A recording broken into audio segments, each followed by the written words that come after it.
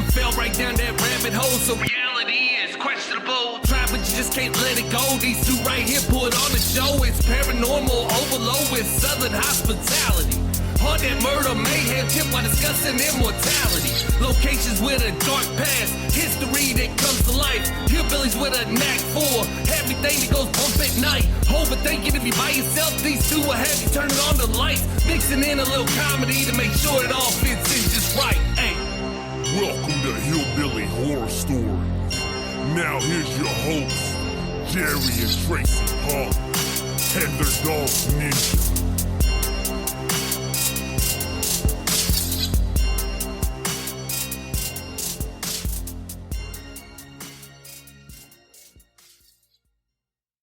Hey guys, welcome to episode 290 of Hillbilly Horror Stories. I'm Jerry. And I'm Tracy. Tracy. Jerry. Woo. Woo. So, obviously we've got a brand new story for you. Been a couple of weeks since we were able to do that. I'm a little nervous about reading my own writing because it's been about 3 weeks since I've had to read my own writing. And I'll be honest with you, I hope I don't stumble with this story because typically I have just gotten through writing it when we read it. Mm-hmm. So now I'm going to have to go back literally 2 weeks ago and try to remember as I go, and hopefully I don't stumble along the way. Well, you'll be all right. Obviously, we want to thank all of our military and civil servants all over the world, no matter which country you represent. Thanks for everything you men, women, and service animals do for us every day. God bless you guys so much. We pray for you every day. Thank you for keeping us safe, and we pray for you all to be safe, and hopefully you can come home soon. Thank you for being our angels. Well, Tracy, you know, even though we've definitely had a tough couple of weeks ourselves. We have. There's definitely people out there that have had it harder. Oh, definitely. Definitely. And we've still continued to talk to people, even though we weren't as active on social media or what have you. We've still had some people that we've talked to, and we know that it just, you know, depression doesn't take time off. It doesn't. So, you know, we just want people to know that no matter what you're going through, even, you know, sometimes we might not have been as readily available the last couple of weeks. And that's why we're so glad that we've got a group of over 5,300 people that are ready to step in a moment's notice. Amen. And help you out if you just need to talk to somebody. Yeah. So we want to thank everybody who's pitched in, not just in the last couple of weeks, but as long as that group has been there to Always step in and help out our fellow man, our fellow listeners. Thank you for you guys. You don't get the credit you deserve. Absolutely. You guys are amazing. We couldn't do this without you guys. You know, we were kind of in our own little state of mind this last couple of weeks, to be honest. And so we're just trying to climb up out of that hole a little bit. But you guys have been there, and we appreciate y'all so much. So like Jerry said, you know, you can always call us. You always have the group to go to. If you would rather call the 800 number, it's 1-800-273-8255. And you can text them at 741-741. And we have had several people say, you know, they really are there. They picked up right off the bat, got right back with us. So just know that there's a lot of people out here that love you guys so much. And we're here for you. So just remember, guys, we love ya. We got some sunny days and spring's coming around the corner before you know it. So lots to look forward to, guys. Absolutely. All right. So I want to jump into this story. And Tracy, we haven't done too many shows on battlefields. Lately, we haven't done too many shows on anything. But we haven't done too many on battlefields. And obviously, like we did Gettysburg, that's the main one that everybody knows about. And we also haven't done too many stories that involved forts. Now, obviously, we have done a few of them. I love the Old West stories. Mm-hmm. It just seems like there's just something about them that are different. Yeah, they always seem really interesting they're for just sure. different than other types of hauntings. And I think I wanted to try to dive into a couple of these different subjects. So with that being said, I figured we could take care of a couple of these in back-to-back episodes. And we're going to start off with Fort Laramie.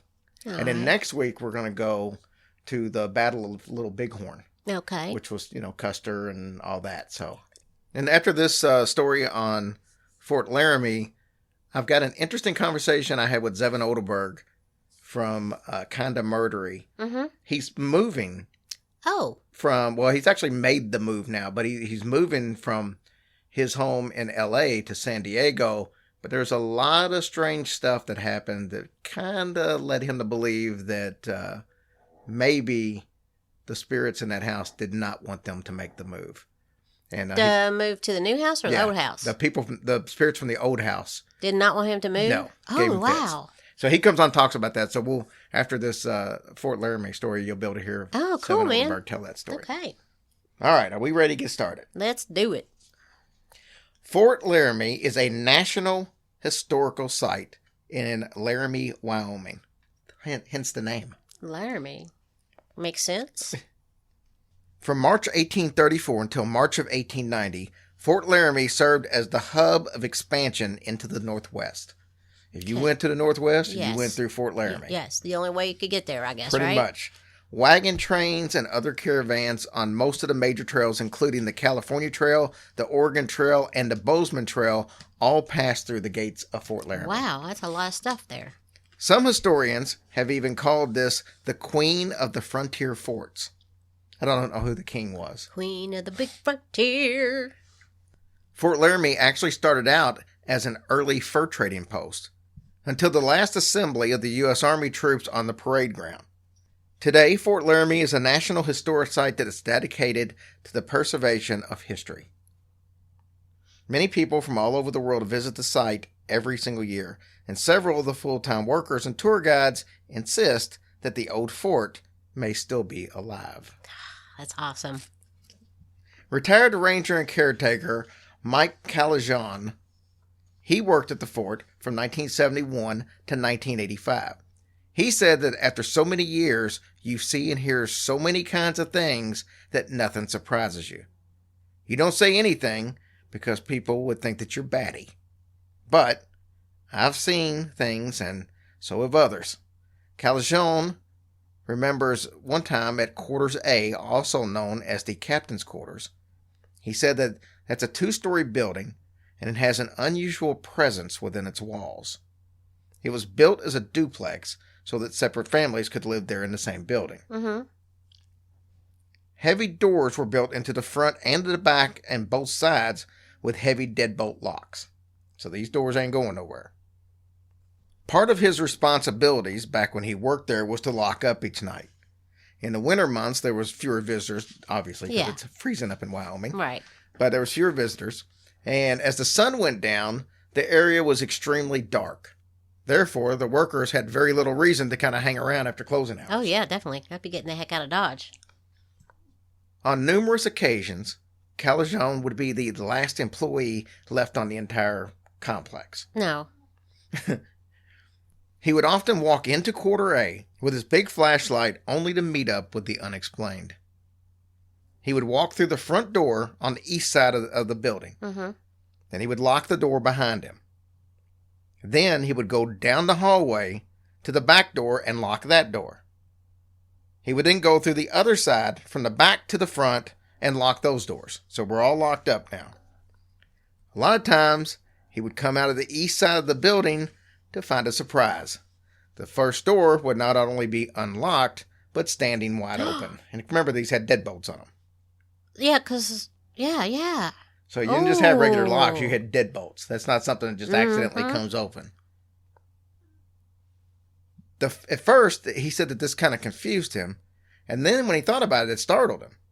He knew that these doors were locked as he went, so there was no way. And if he was the only person on site, there's nobody that could have done that. Yeah, so now he knows there's somebody in there. So he made a concerted effort in the future to double check the locks before he moved to the next door. To him, it was obvious that someone unseen was living in Quarters A. And it didn't stop with the unlocked doors. He started to hear noises upstairs on the second floor and in the attic. These sounds could be heard in the daytime as well as the nighttime hours. Numerous investigations of the sounds always turned up the same result. No one was there. Calajon said that one night, whatever it was really got to him. He was making his rounds with his flashlight. He entered quarter A. He locked the front door and then the first part of the building. As he got about 10 feet from the back door, he felt someone grab him and slap him on the back. He swung the flashlight around, and he said he was prepared to just hit whoever it was. Mm-hmm. But there was no one there. Oh, my goodness. This happened several more times before he decided he needed to do something about it. Of course, reporting it was not an option. Well, yeah, because I probably wouldn't believe it. Right. So he decides to give the entity a name and see if he could somehow communicate with it. So he names it George. The entity's name was George? That's what he named it. Oh. Well, maybe he could become friends with it, I guess. Right? I guess that's what he's banking on. So he would say, George, if you want to go out or come in, will you please do it before I lock these damn doors? I have to keep these doors locked. He said that, and he said that he thought it seemed to work. He had less trouble keeping the doors locked after he had this conversation and named it. It seems, though, that sometimes George would forget and go back to his mischievous ways, and he would need to be reminded. Sternly. The spirit in quarter A, though, seems to have an officer's personality. They think this because whatever the entity is seems to want control of the structure. This is also true of another building on the fort grounds called Old Bedlam. Old Bedlam was built in 1849, and it was housing for the bachelor officers. It eventually would become post headquarters. Old Bedlam was the scene of many historic decisions involving Native American warfare and escorting wagons and trains and stuff like that through hostile territories. Mm-hmm. In 1863 to 64, Colonel William O'Collins was the first commander there. He and his wife lived on the second floor of Old Bedlam. Now, the building was the center of social life at the post during this time, so that's where all the parties and stuff were also. This is how the building actually came to be known as Old Bedlam. So I guess there's all kinds of crap going on. Employers aren't exactly sure of Colonel Collins, if it's him or another ranking officer that likes to cause havoc within the building. But there's no doubt that the eeriness comes from decision-making that still exists in the building. They've always got to be in charge, don't they? Right. Two young women who worked there during the summer months, they remember one Sunday afternoon, they were sitting, it was 1985, they had an encounter. They were sitting on the upper level of the balcony. They were just laughing, talking, just, having conversation during one of the breaks. Suddenly, there was a loud knock on the window directly behind them as I overtalked Ninja. They both turned around and they saw the curtains drawn and the figure of a man, a cavalry officer in uniform, looking directly at them through the window. Oh, they are in trouble? He yelled, "Be quiet. We're having a meeting in here." Stop. Then he vanished. Oh. One of the women sprained her ankle running down the stairs, but didn't feel the pain until she was safely away from the building. Then she collapsed and nearly went into shock. Oh my gosh. Well, can you imagine? Oh, no. That's pretty bad when the dead have to come and tell you to be quiet because you're talking too loud. Loud enough to wake the dead. Calzone says that there are a lot of stranger things that most people wouldn't believe until it happens to you. And then you know that it's not your imagination. So, several workers and former workers say that this cavalry barracks, which is Bedlam, seems to have a life all of its own. Most occurrences are typically at dawn. You can hear the heavy stomping on the wooden boardwalk as if a number of heavy boots were walking and running up and down and like they were in a hurry to get someplace. Yeah. The sounds end as quickly as they started. Many seem to think that it's the sound of ghost soldiers answering reveille, and that's why it's happening at dawn.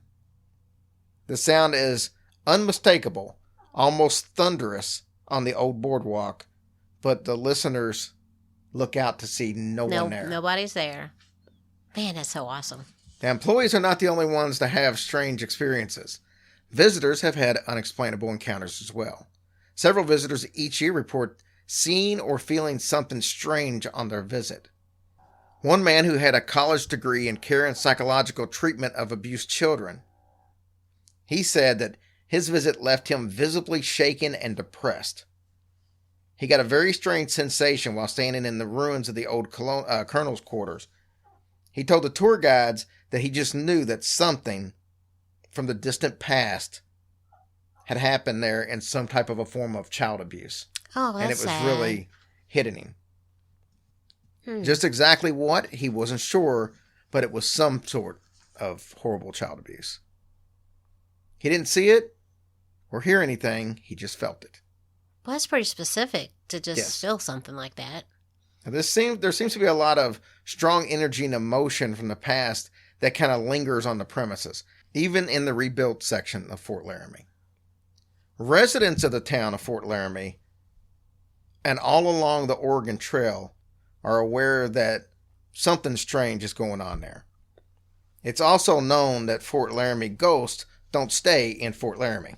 Well, I mean, what do you mean? Well, that whole area right there, because you got, like I said, you got the Oregon Trail and all that all branch off of there. Mm-hmm. So, in fact, the oldest spirit here can be seen riding a black horse every 7 years. It's a woman in a green riding dress. And this story actually predates any of the other Fort Laramie story. I wonder why it's only every 7 years. Well, I don't know, but I'm going to tell you the story. Oh. The story goes back to 1871. There was a lieutenant by the name of James Nicholas Allison. He arrived at the fort from West Point, and he was going to take over the cavalry. He was well known, well liked. All the officers loved him, and he became a hit of the social functions at the fort. Of course, we told you Yeah. that Old Bedlam was where all the social functions took place. He also loved wolf hunting. He liked what? Wolf hunting. Oh, that's what I thought you said. So he was asked one day to join one of the afternoon hunts. He took out his trusty dog and all the other hunters, and they spread out all over the area beyond the fort. He was later separated from the group and decided to return to the fort on his own, and as he was heading back, he sees a woman on horseback wearing a very fancy green riding dress. She was traveling on the Oregon Trail. Now, she had this very long, beautiful, pinned-up hair under a black veil Oh. covering her face. So Allison was surprised, obviously. He didn't know why a woman would be way out here all on her own. Well, just that's what I was riding going by to herself. say. I don't know why would she be by herself. He didn't recognize her from being from the fort, so Mm-hmm. don't tell us who she was. The horse was at a gallop, so he assumed that she may be in some kind of danger. Mm-hmm. He started to give chase. Though he tried to call out and catch up with her, she kicked her horse into high gear and pretty much created some distance. So Allison, in all the excitement, said screw her and the horse she rode in on. That's not really I'm what sure that's what she said. Anyway, in all his excitement, he hadn't noticed that when he gave chase, that his dog didn't. His dog didn't follow him. He kind of just stayed back there, just kind of pacing and whining as he rode off. Because the dog sensed something was weird, I guess. Probably so. So he continued to pursue the young woman, but she was so far ahead that she went over the hill, and he lost track of her. So he went ahead and keep pushing, and he rode to the top of the hill to try to figure out why she hadn't went. stopped. Mm-hmm. And he looked around, and he couldn't find anyone. More peculiar was the fact that there were no tracks on the trail. So he should have been able to notice some tracks where she was riding. He began to question if he actually saw the woman or not, and maybe he was just, the heat was getting to him or something.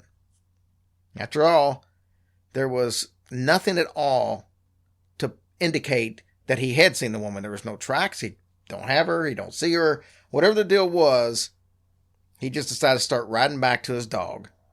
And there's the dog still waiting there, whining and just kind of crying. He was actually amazed that the dog didn't follow him, and he actually stayed put. Right. But that amazement actually turned into concern as he could see that the dog was visibly shaken. Oh. This made Allison believe that he had just possibly seen a ghost. There was no other explanation. So he gets back to the fort. All the other officers from the hunt are asking, hey, what took you so long? Why were you gone? And they were worried about, obviously, what was going on, and they had sent some people out to look for him. Right. And did he fess up? Yeah, he hesitated a little bit, but finally he gave in and told the story of the lady with the green dress on the black horse. He explained how she wouldn't let him approach her, and one of the officers looked at Allison and said, yeah, the lady in green, she's a ghost that rides around here. Every 7 years, she rides. But that doesn't mean that you've had bad luck if you see her, because, you would think sometimes if you see her, oh, it's an omen or something, but that's not the case. That made Allison feel much better. Well, yeah, I'm sure it did, in a kind of crazy way. Right. Plus, he knew that he hadn't lost his mind. Yeah. Still, the vision bothered him. And he learned that the legend of the lady in green went all the way back at least 20 years prior. The young woman had been an officer's daughter there at Fort Laramie. She was brought here when the fort converted from the fur trading spot to the military fort. Now, we've all heard this story, but I'll say it so you could probably guess what happened. Her dad was a big shot there at the funeral. At the fort. They were there at the fort. She wanted to marry somebody. Her father did not approve. So she decided that she was just going to get on her horse and take off riding. She became angry, took off. She had a habit of riding out past the fort against her father's wishes anyway. So during one of these little rides, she never returned, and she was never found.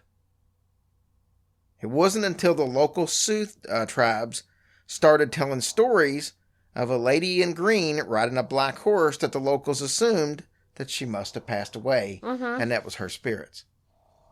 She must have felt compelled to ride her horse even in death. So from the lady in green until present day, the memories of the past have been strong at Fort Laramie. And the fort shows evidence that the Old West is still always even in the New West. Well, these parents that don't approve of their children's marriages, yeah, they should all know, whether it's this age or the age back then, that if you forbid them to do something, they're going to do it anyway. That's pretty much how it worked, unless you're like that woman we talked about the other day that locked her daughter up for 25 years. Well, that's true. That's probably an exception to the rule. But I don't understand that. And so they never found her, never found a body, never found nothing. Nothing. Well, and how random does it have to be that she rides every 7 years that somebody would see her? I don't know what the other 7 years is. I don't know why it's every 7 years. I never saw anything about that part of the story. So maybe it's just too tiring to do every 6 years. I don't know. I don't know. Those stories are so sad, and really, it's ridiculous that half these young people ended up killing themselves or whatever over the love that their parents don't approve of. Get over it. That's what I'm saying. But it goes all the way back to Romeo and Juliet. So I know, that's crazy. And look how that ended. That was stupid. You should be a First philosopher. she died, then she really didn't die, or whatever, and then she ended up having to die because she thought he was dead, and he really wasn't dead. And what all was that about? I think you need to go back and reread the story. Well, I know how. Anyways, I know why. I know how it went, but or at least go back and watch the movie. We had to watch that in high school, Romeo and Juliet. Oh, yeah, but it's just so weird. But it is funny. Like I'm saying, as times really haven't changed. Right. Forbid it, she's going to end up pregnant with 3 kids and all this other stuff. It'd be like Roseanne. Yeah, whether you like it or not. So, all right, we're going to take a quick sponsor break. And then we'll be back with a few announcements. And then we're going to talk a little bit about this past week. I wanted to save that for the kind of the middle part. And then we got Zevon Odelberg on to talk about his haunting experience trying to leave a house. Okay. Okay, guys. A couple of quick announcements. These live events. Now, Tracy, have I been have been discussing some changes that are going to take place in our life. We won't get into that right now. But I can almost guarantee you that this is going to be the last year of us having a full slate of live events. Because... It is? Yes. We'll discuss it more later. Oh my God. I don't know what you're talking about. Okay, then I guess we'll talk about more stuff. We're probably moving to Florida at the beginning of next year. That's the plan. Oh. And if we move to Florida, we're not really going to be centrally located to all these places to go drive, do live events. So... We'll still get a couple in. We might get a couple in, but it's not going to be a full slate, like 6, 7, 8 shows. It won't be, because we'll have to drive 10 hours to get it to any place, which is why Florida doesn't work out well for that for us. But anyways, that's my subtle way of saying if you want to see a live event, you might as well jump on the ones that are for sale now. So Louisville has already got a good amount of sales. I cannot wait for that show. That's I cannot wait. Us, Ohio, Mysterious Circumstances. Yeah. It's going to be a blast. Yeah, you got to see that. The cruise, sorry, the cruise is still got tickets being sold. I talked to Robin the other day from Vacation Experts. He said there's still, I think we got almost 200 people booked. That's so amazing. You guys are so awesome. That's going to be awesome. I can't wait for that either. The anniversary show with Annie Weebs and Brendan Shea from Serial Spirits. They've got some new stuff they're getting ready to go on with their show. And she's going to be on here in the next couple of weeks to talk about this heart-wrenching story that she shared with me earlier tonight. And it's you guys are going to really enjoy this conversation. Mm-hmm. It's one of those that pulls at the heartstrings, and it's fascinating at the same time. I got a couple of the news shows, but just go to hillbillyhorrorstories.com, see all the live events going on. You can get your tickets there. The Indianapolis show is going to be in July, so we got a lot going on. Let's make it happen. Let's have some fun with it. I got some good interviews coming up for you guys. Mm-hmm. If you've ever seen the TV show Haunted on Netflix, the very first episode, I'm telling you now, so you can go watch it. Very first episode involves a young lady named Erin. She's going to come on the show this week. Mm-hmm. And then Amy Bruni. You all know Amy from Kindred Spirits. And she's got a new podcast out that's part of Aaron Mankey's Grim and Mild group called Haunted Roads. And she's going to come on and talk a little bit about that in Kindred Spirits. So I get to talk to both of those young ladies this week. Oh, fun. And so, yeah, Very it's exciting. Going to be a blast. Tracy, what have we got going on over there? All right, guys. So bear with me over here. Our iTunes, we have Shotgun Killer, Sarah K. Mitch, Jilly Bean 3636, Ozarks Girl 40, Karen Shull, Mojo Lobster, E.M.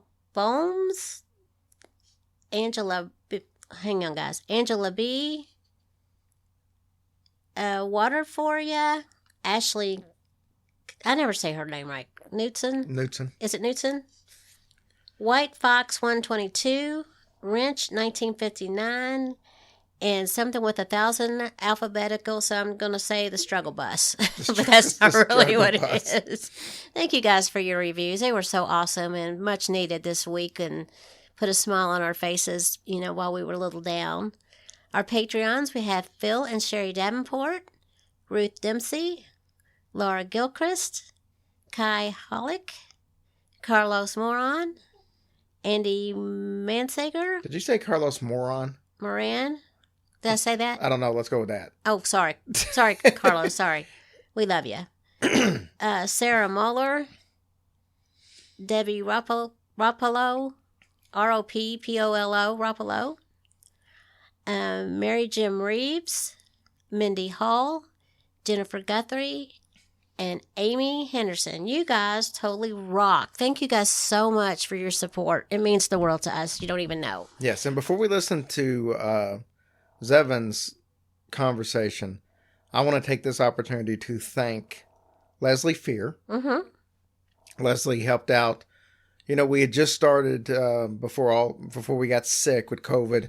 We had just started and did the very first episode of Eerie Encounters. It's something I've been working on for a while. I was very proud to put it out, and then all of a sudden just couldn't even sit up at the computer. And that's literally how bad it was for me. And I know everybody's different with COVID, but I literally recorded an episode with Amanda for the other podcast. And as taxing as that is on a normal circumstance, Um, literally, and this is not an exaggeration, it was due out the next day, which was Wednesday. All I had to do was set it to computer, upload it, and write in the description. It's a 5-minute process at most. It took me a day and a half to get that done because I couldn't sit up for 5 minutes long enough to even do that. No, it was bad. I was really, really worried for Jerry. I've never seen him so sick in my life. Yeah, I just couldn't do anything. I mean, I don't care how bad I've ever been before. I could always do what needed to be done. Yeah. And so I couldn't record, and so I didn't get to put out my second episode of Eerie Encounters, and then after missing that entire week of not doing that or Functioning, but Dead Time Stories, I didn't get a chance to write or put out an episode of that, and it bothers me to not be able to put out the shows that we put out on a weekly basis. And the regular episodes, the last 2 weeks, we had to use Patreon episodes, which I don't like to use unless we absolutely have to, but we just wouldn't up for it. I mean, the episode that we did tonight, that was written 2 weeks ago. It was there. Didn't have the breath to string sentences together longer than the little bit that we just did last week. Yeah. But like I said, Leslie kept asking what she could do. She's so great like that. And I said, you know what? I got a couple of stories. I just can't read them if you can read them. And of course, she knocked it out of the park. So if you haven't had a chance to listen to this last episode that came out Thursday of Eerie Encounters, thank you, Leslie, for pitching in and helping on that. And Zevon offered to jump in, and we had so many people offered to jump in and help. Yeah. And like I was telling Leslie, if you only know how hard it is for me to relinquish any bit of what I do, I just, but times like this, it kind of bites you in the ass. Yeah. But luckily, we have great friends and we have great listeners who are patient with us. And we'll put some stuff in. We'll try to put some stuff in order to where we don't. If we have a situation where we get sick in the past or in the future, that we don't have a situation where we're just behind. But everything we do is up to minute. Yeah. I mean, if the episode that you're hearing right now, we literally just got through recording. Mm-hmm. So we have nothing in the bank for the future, and that's just that when you run into a situation like this. That's where it runs into a problem. But we want to thank all of you guys for being patient with us. And I promise we'll make up for it. Yeah. Thank you, guys. I love you all so much. All right, let's listen to Zevon. Hey, guys. We got old friend Zevon Odelberg from Kinda Murdery podcast. And it's gonna all tie in together here. But if you listen to Zevon's show, you notice he hasn't put out a lot of brand new content over the last month or so. It's because he's been doing some moving, and these stories are actually going to tie completely into that. First of all, thanks for coming on, Zevon. Jerry, thanks for having me. It's always a pleasure to be here with you. You've been such a wonderful support to me ever since the day we met, and it's just my joy to be here. So I can't wait to tell you my story. I appreciate it. Well, Zevon, normally when you move into a new location, there might be some unexpected house guests, we'll say. And that's usually when stuff starts. But your situation's a little different. Yours is almost starting as you're leaving your old residence, getting ready to move into a new residence. Tell me a little bit about what's been going on the past month or so. That's right. You put your finger on it. So my house in Los Angeles, which we've just sold, is a 1912 Victorian craftsman hybrid, and call it a hybrid because it has certain architectural features that are very true to craftsman homes, like a big front porch and built-in china cabinet. But architecturally, structurally, it's a little more A-frame. It's a little more Victorian. And, of course, 1912 was the cusp of those two eras. And as anyone who's a fan of the paranormal or hillbilly horror stories, I'm sure, as I certainly am, knows, when you get an old building, you get a lot of human history. And when you get a lot of human history, you can end up with spirits. So this is the story of our house in Los Angeles, this historical home, and what happened as we tried to move out of it. So I should probably add as additional context to this story, there's something kind of unique about my family as sort of more typical folks, which is that my wife's best friend is a gypsy matriarch. And now I know that in Europe and in some places the term gypsy can be seen as derogatory, but I can tell you that for the Los Angeles gypsies it is not. It's how they self-identify. It's what they name their language. And so when I talk about our friends the gypsies, please no one think that I'm saying that in a derogatory way. It's what they call themselves, and they don't view it that way. So that's my little modern era disclaimer, but I wanted to tell you a little bit about her because it's unique to our family that we get to see behind the curtain. Gypsies tend to have a very insular culture. They keep mostly to themselves, and you don't often get to see what goes on in the gypsy community. We're lucky because we get to go to their weddings, which are phenomenal. Recently, her grandson got married, and I got to sit at the table with like all the heads of the gypsy families, and I felt like I was in The Godfather. They served suckling pigs. They passed a hat around for the bride and groom and literally raised tens of thousands of dollars of cash. It was just an amazing party. But I bring all this up, and it ties into this story because my wife's best friend, who's also my daughter's godmother, is our spiritual advisor as well, and our occasional ghostbuster. And so I wanted to tell you a little bit about her first because she factors into this story as it moves along. Okay. So there you go. So when we bought our house, this 1912 Craftsman, it had been utterly destroyed over the years. It had spent some time as a crack house. It then became illegal classroom space for a for-profit Korean university. My neighborhood's just south of Koreatown in Los Angeles. And that's relevant because, as you can tell from what I just said, the house itself faced a lot of trauma over the years. Physical trauma within the house, just being destroyed, being made ugly from once having been beautiful, and having a lot of occupants who did not care about it. Then we came along and we bought it and we made it a beautiful family home.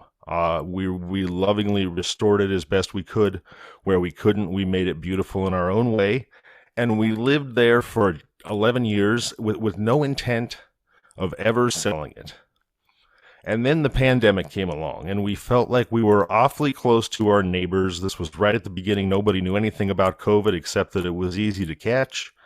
And we got a little bit scared that our neighborhood was just too dense. Koreatown is about 7 times more dense than Los Angeles at large, which is already a dense city.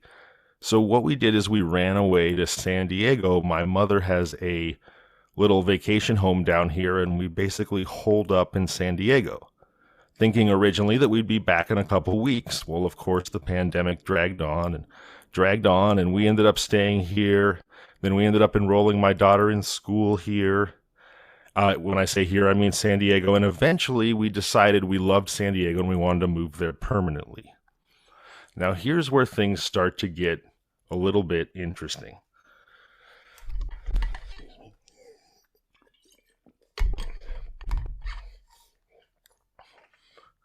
As I said, nobody really took care of our house until we came along. And we came to discover when we decided to move that maybe the house was a little bit attached to us. And beyond that, maybe it blamed me specifically, the person whose family anyway had the other house to go to, for us leaving it. So here's what happened. Back in July of 2021, my daughter and my wife were headed up to LA to spend some time with a good friend of hers. I was in San Diego still. They were planning to stay for just a day, and about 5 days after they left, I was going to catch a plane to Wisconsin to visit some friends. So they were going to go up for just a day, grab my daughter's friend, come back. Well, they went up, they left me down here, and once they got to Los Angeles, all these things came up. And next thing I know, they're there for 4, 5, 6 days, and I'm catching an Uber to the airport. That was never the plan, but I didn't think too much of it at the time. Then I come back from Wisconsin, some more time passes, and then near the end of August, before my daughter's school's about to start in San Diego, we decide to go up to Los Angeles again. Again, we're planning to just stay a couple days, but this time we go up there, I'm pruning our fruit trees, and I throw my back out horribly. Now, I'm a tall guy, I'm 6'4", I have cerebral palsy, so I've dealt with chronic back pain my whole life, but this was a whole other ball of wax. I was literally lying on the floor, essentially screaming every 15 seconds for about 2 full days and couldn't really move for about four days afterwards. And we ended up staying in LA for about 9 days. Again, I didn't really piece anything together. Then when we come back down to San Diego, about a month later, I go up, I have a business lunch. My plan is to be there for just a day. I get up, I go into the house that night. My back, which has now been better for over a month, just inexplicably goes out again. I'm writhing in agony, stuck in the house for about a week. Again, I don't put two and two together. I just think I'm a disabled person who has bad luck with his back. Fast forward a little bit, it's November, and all of a sudden my wife's best friend, who's the gypsy matriarch, tells us, you guys, if you're going to sell your house, you need to get it on the market before Christmas. So that means we've got a lot of work to do. So what we decide to do, because my daughter is still in school, is for she and I to go back to San Diego, and my wife, who is the one who is tactically and functionally really competent at things like organization and logistics, she's going to stay in LA, and she's going to ride herd on the packing up of our lives. So at this point, we reach out to a friend of ours who's a close friend of mine who's always been utterly reliable, and we talk to him, and he's going to be in charge of all the painting and the patching and all the little handyman jobs that have to be done around our house, and he's also going to sort of find other people to work for us and arrange the whole thing and be sort of our contractor. So that's the plan. So my daughter and I leave, and this is all set up with my friend, who's always been the most reliable guy I know. And my wife hires a couple people to start packing. Meanwhile, my friend, this is a guy who I could call at midnight, and he picks up on one ring. Just disappears completely. We don't know what's become of him. I leave him a million messages. I send him emails. We're really worried about him. He's just gone. No word, nothing. Meanwhile, my wife is trying to pack up the house, so doesn't really have time to find somebody to replace his functions as handyman and fix-it contractor. She hires the first person, somebody she meets off of Craigslist, just to help her clean and pack. The woman arrives, and she's a very nice woman, but it turns out that she's from Iran, and she's a doctor, and in Iran she was very wealthy, and so she doesn't know the first thing about cleaning. She was literally using toilet paper like a paper towel, and going around and cleaning countertops and things with a roll of Bounty, or not of Bounty, but of Downy, of toilet paper. And my wife finally notices and goes, "What Do you have any experience cleaning?" And that's when she admits that in her previous life she was a doctor and they had maids, and that she literally never cleaned a thing in her life. So again, maybe this doesn't sound like it has anything to do with spirits, but the emerging theme here is that things, at a time in your life when things are difficult, everything we tried to do that related to us leaving this house was a lot more difficult than it should have been. First, we lost our most reliable guy who was going to be in charge of things. Then every worker we tried to hire didn't know what they were doing. Then the next thing that happens, my wife is there cleaning, and she's up late because she's got so much to do. And it's after midnight, and she goes outside and realizes that she's completely locked herself out of the house. And we live in a transitional neighborhood. Our neighborhood the Food for Less across the street burned during the LA riots in 1992. It's not the safest place after midnight. We've lived in that house for 11 years, never locked herself out of it. She's completely locked out of it, not just out of the doors, but out of the gates to the yard. And she thinks to herself, my gosh, what am I going to do? She tries to call a friend, no answer. She tries to knock on our neighbor's door, no answer. She ends up walking at about 1 a.m. through about 8 blocks of ghetto till she makes it to the fire station. Firemen, wonderful heroes that they are, she knocks on the door. They're there in 1 minute flat. They come back, they hop the fence, they unlock the house.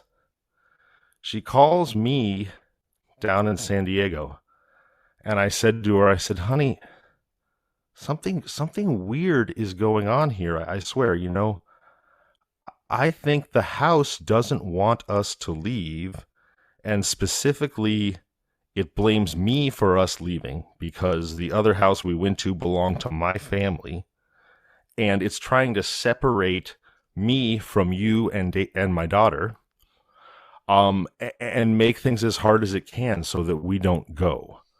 And I said, remember the first time you guys went up to LA and you were going to stay for a day and then come down and take me to my flight? You ended up staying through no particular plan of yours for almost a week. Then the next time we were going to go up and stay for a day or two, my back went out horrifically and we stayed for 9 days. The next time I went, just about the moment I walked into the house, I collapsed, writhing in pain again.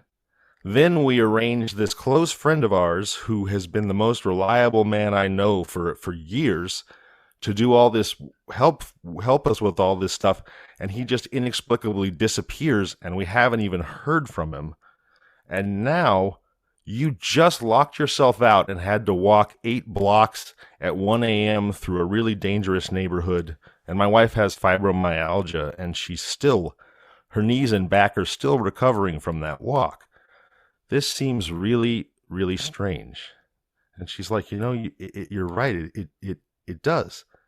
And I said, I think that we found this house in such shambles, and there were spirits there from all the years that the house had lived, the 110 years, and that we lovingly restored it to a family home full of joy and laughter, and that it doesn't want us to go because it's afraid. It's afraid that it will be, disrespected, destroyed, mutilated, injured in all the ways that it was before it met us. And she said, I think you might be onto something there. So she calls her best friend, who's the head of the Gypsy clan, and says, we think there may be spirits in our house who are impeding our exit because they're afraid of who the next owners might be. So my daughter's godmother comes, and she brings one of her tools of the trade, which is a thick, tall, white candle, and she lights the candle, and she calls to the spirits, and immediately the candle flame flickers 3 times. No wind in the house, but blink, blink, blink. And she says, yep, she says there are 3 spirits in this house.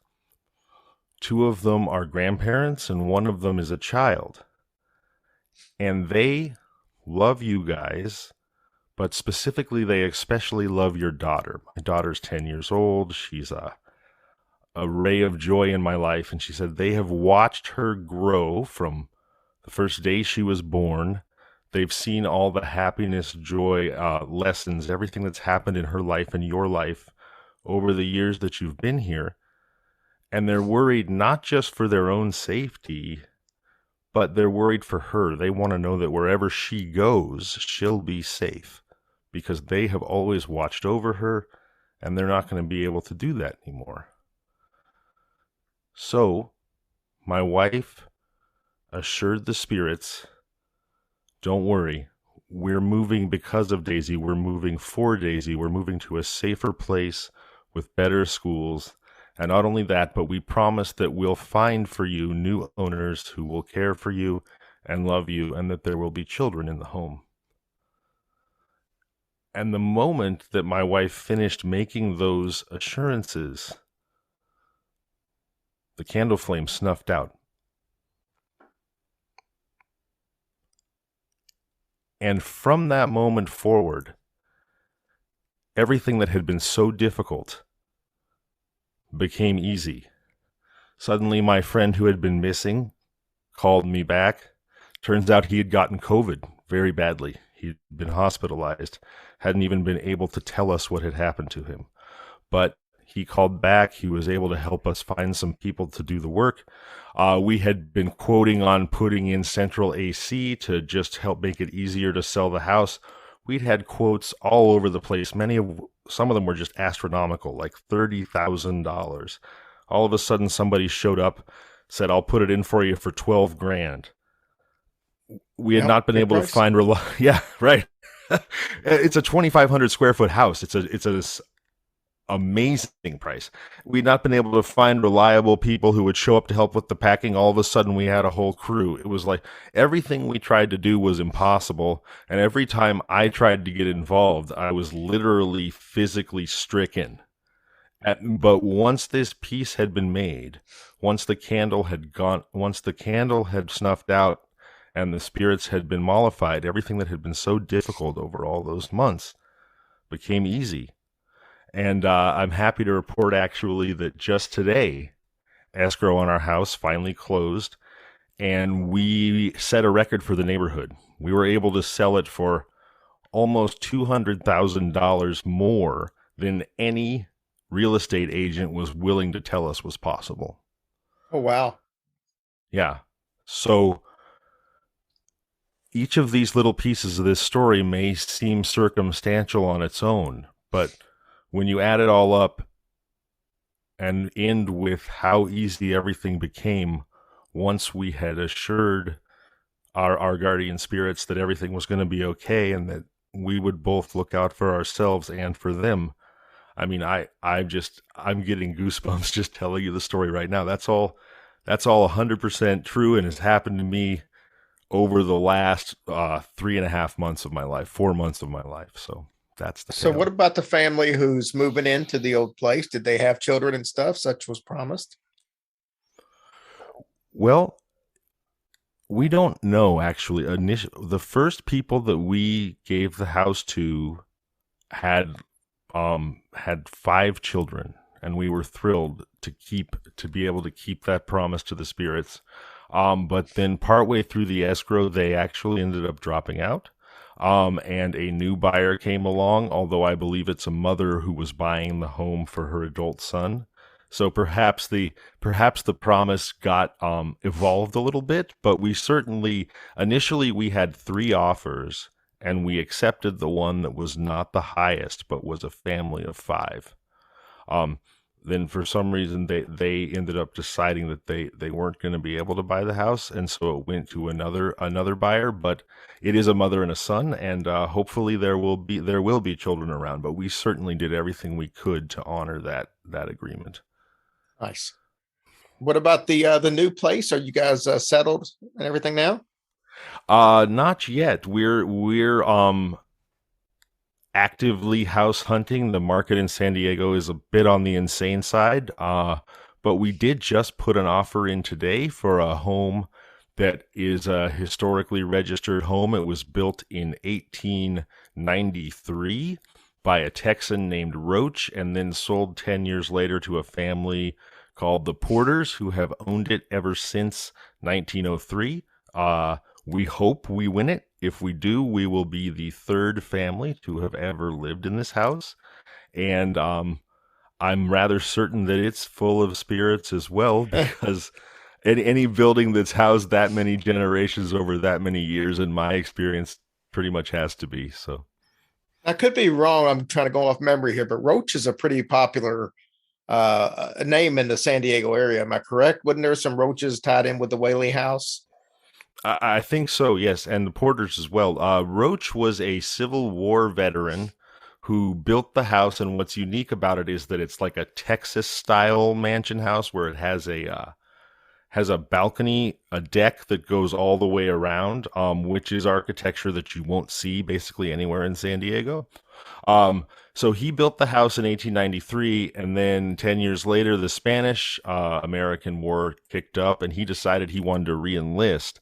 So he sold the house to the Porters, who have owned it ever since and are putting it on the market now. And like I said, we've made an offer, and we sure hope we get it, but that remains to be seen. Awesome. Zevon, thanks so much for hopping on and telling us about your ordeal over the last 3.5 months. And I hope your family finds exactly what you're looking for in your new home. Thank you so much, and thank you so much for having me, Jerry. It's always my absolute pleasure. And once again, check out Kinda Murdery with Zevon Odelberg. Like I said, not been a lot happening recently, but you know why now. Yeah, I did. I felt like as long as our house was still in limbo, that I was very unsettled. And there were so many things going on just realistically, but also just emotionally and spiritually. Everything felt sort of clogged up. And actually today is the day that our sale was recorded, and just yesterday, Jerry, you reached out to see if I wanted to come on and tell ghost stories. And personally, after everything we've talked about, I don't think it's a coincidence that today our home is finally sold, and today I'm back on the podcast, Mike. So thanks to the spirits, and of course, thanks to you and Hillbilly Horror Stories. Awesome, brother. We'll be talking to you soon. All right. Thank you. All right, guys, that wraps it up for this week. Thank you all for being so patient with us, and we should be back to normal now. Yeah, we hope so anyway. We love you guys, and we hope y'all have a blessed week. Go buy tickets to the Louisville show. Yeah, come on.